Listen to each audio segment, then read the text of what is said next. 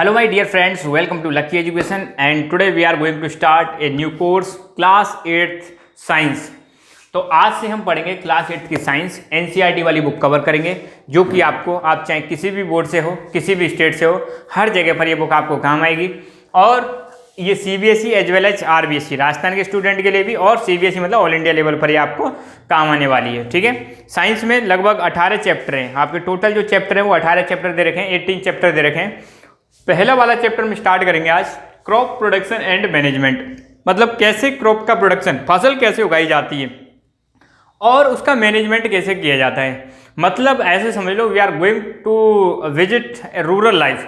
हम मतलब गांव की लाइफ को विजिट करने वाले हैं कि कैसे गांव में फसलों को बोया जाता है, और फसल को बोने से लेके जो हमें फाइनल, अब जैसे मान लो हमने गेहूं की फसल बोई, ठीक है, तो गेहूं की फसल को बोने से लेके फाइनल जो गेहूं मिलते हैं, दाना जो मिलता है, गेहूं ग्रेन्स जो मिलते हैं, वहां तक का क्या क्या प्रोसेस है, उसमें कौन सी एक्टिविटी होती है जिनको हम बोलते हैं एग्रीकल्चरल प्रैक्टिसेस, कौन सी एग्रीकल्चर प्रैक्टिसेस होती हैं, क्या क्या चीज़ें उसमें काम आती हैं, कौन से इंस्ट्रूमेंट काम आते हैं। फसल बोने के लिए बहुत सारे इंप्लीमेंट्स चाहिए, इंप्लीमेंट्स मतलब औजार चाहिए, कौन से औजार काम आते हैं, इरिगेशन क्या होती है, इरिगेशन के टाइप्स, मॉडर्न इरिगेशन में और ट्रेडिशनल इरिगेशन में क्या अंतर है, और फर्टिलाइजर और मैन्यूर में क्या अंतर है, सारी चीज़ें हम डिस्कस करेंगे इस वाले चैप्टर में। तो पहली चीज़ तो क्रॉप प्रोडक्शन एंड मैनेजमेंट, फसल से संबंधित सारी चीज़ें मैं आपको बताऊंगा। कोशिश करूंगा मैं कि गांव के जो मतलब पिक्स होती हैं फसल की, और जो मतलब इंस्ट्रूमेंट होते हैं उनकी पिक्स मैं आपको वो बताने वाला हूँ।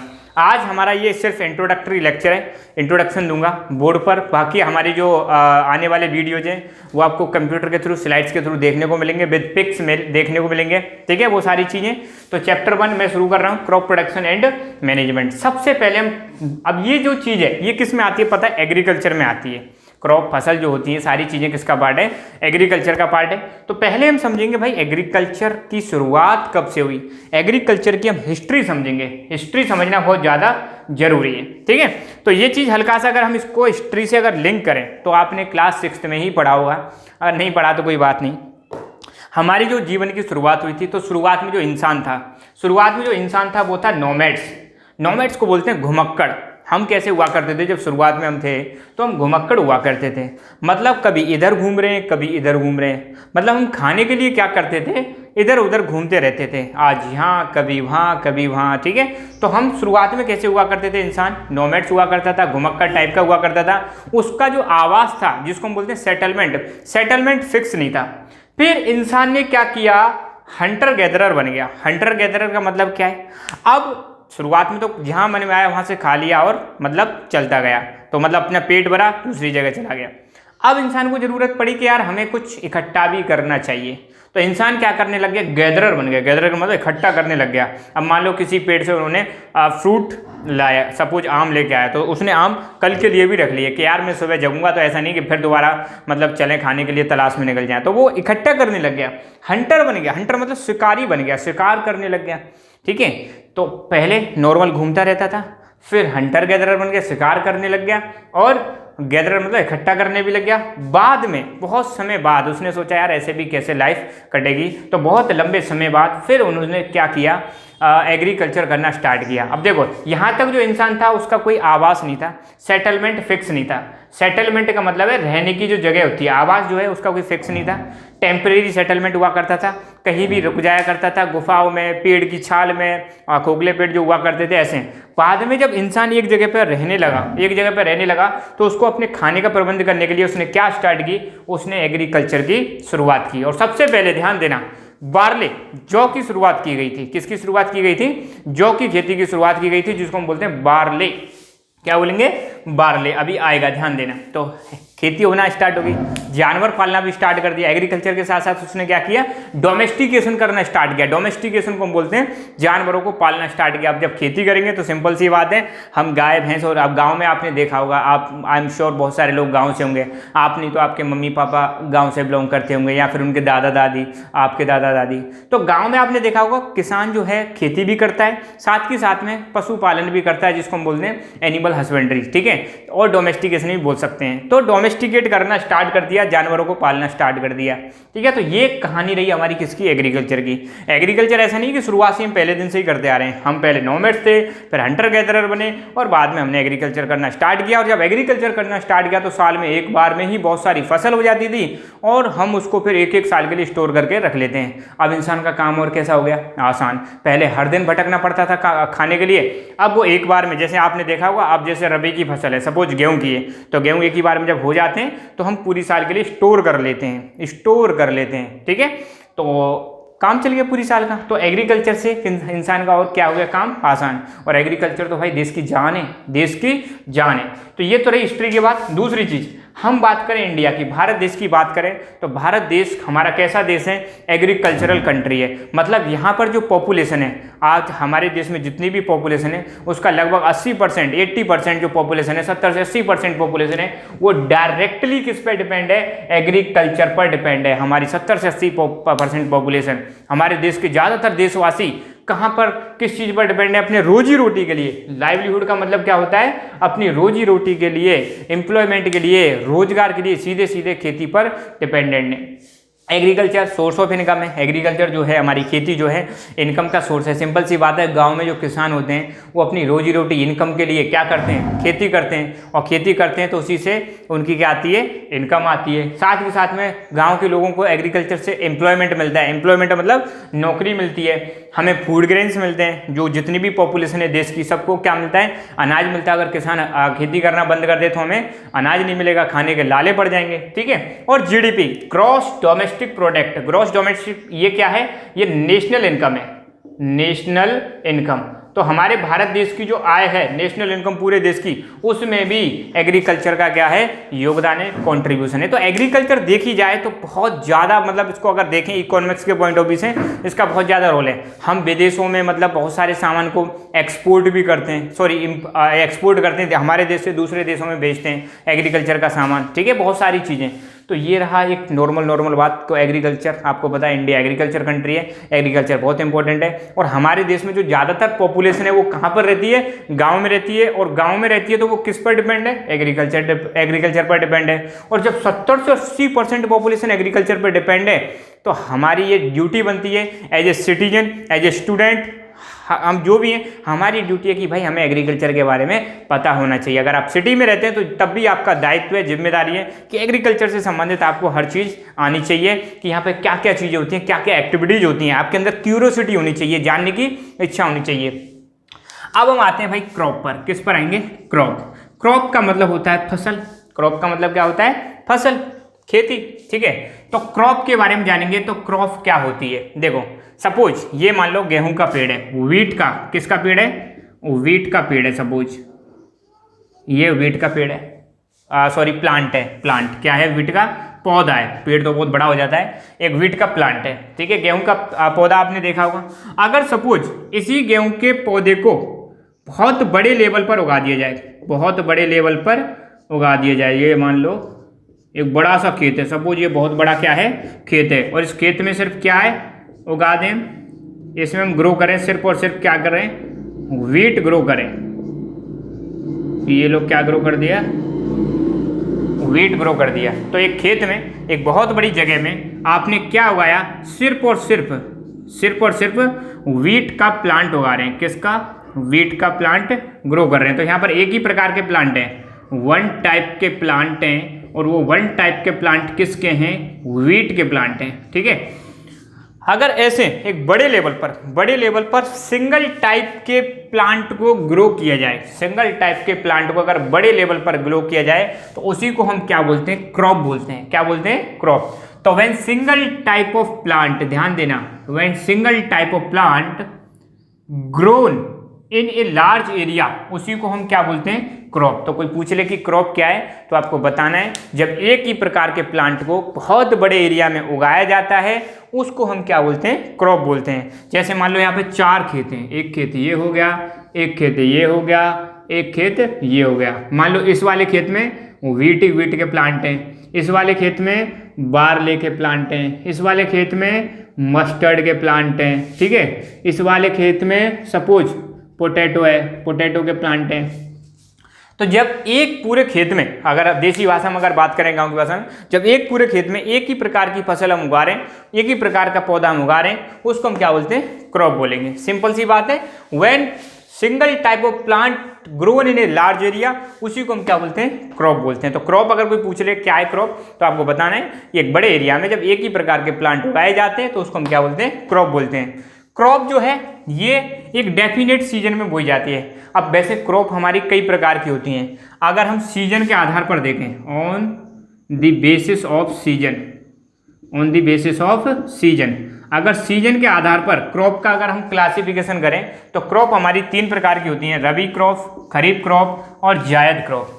वैसे अपनी बुक में 2 क्लासिफिकेशन दे रखे हैं, रबी खरीफ, मैं एक और बता रहा हूँ जायद क्रॉप। तो मेनली अगर कोई पूछ ले कि सीजन के आधार पर क्रॉप कितने प्रकार की होती हैं, तो आपको बताना है रबी की क्रॉप, खरीफ की क्रॉप और जायद की क्रॉप। तो क्रॉप जो है एक डेफिनेट सीजन में इनको बोया जाता है, एक निश्चित सीजन में बोया जाता है। इसका मतलब यह है कि ऐसा नहीं है कि गेहूं जो है हर सीजन में आप बो दो, ऐसा गेहूं के साथ नहीं है। हर क्रॉप को बोने के लिए कुछ पर्टिकुलर क्लाइमेटिक कंडीशंस होती हैं, टेम्परेचर की कंडीशन, मतलब जो क्रॉप है वो कई सारी चीज़ों पे डिपेंड करती है। क्लाइमेट सीजन पे डिपेंड करती है, इसी के अंदर आ जाता है। टेम्परेचर पे डिपेंड करती है, रेनफॉल पे डिपेंड करती है, ह्यूमिडिटी, सॉइल। अगर आपको कोई क्रॉप उगानी है तो हर क्रॉप के लिए अलग अलग रिक्वायरमेंट होती हैं, हर क्रॉप के लिए अलग अलग टाइप की सॉइल, हर सॉइल सूटेबल नहीं होती।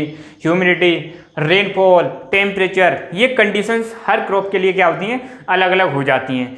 मतलब ये है कहने का कि एक जगह पे सभी टाइप की क्रॉप नहीं बोई जा सकती। अगर बोएंगे तो हो सकता है किसी की प्रोडक्टिविटी ज़्यादा हो, किसी की प्रोडक्टिविटी कम हो। तो क्रॉप मतलब कई सारी चीज़ों पर डिपेंड करती है। अच्छा, अब क्रॉप के क्लासिफिकेशन की बात करें तो ध्यान देना, 3 प्रकार की क्रॉप मैंने बताई हैं।